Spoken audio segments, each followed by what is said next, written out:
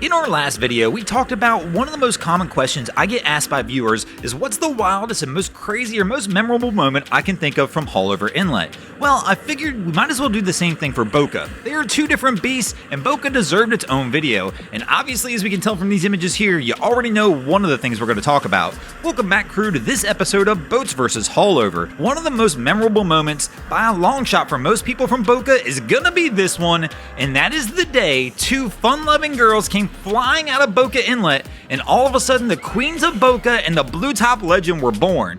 This image was a viral sensation as the internet just ran wild with these two girls who were having so much fun just sending their little whaler out of the inlet. And even though it's not one of the craziest moments per se down at Boca Inlet, it is for sure one of the most viewed and one of the most memorable moments. Now, my personal moment that stands out the most to me down at Boca Inlet is because it's actually my personal greatest fear as a captain, and that was this scene here.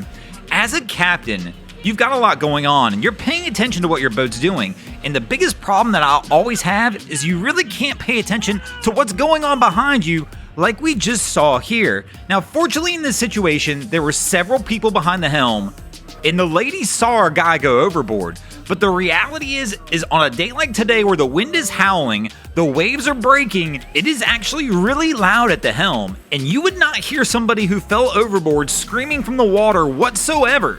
As a captain, if nobody saw it happen, the likelihood of you even noticing that it occurred is very low, and by the time you would have noticed, it would have been too late. Now, fortunately in this situation, there was a good Samaritan on a jet ski right there in the area who was able to help this guy get back on the boat.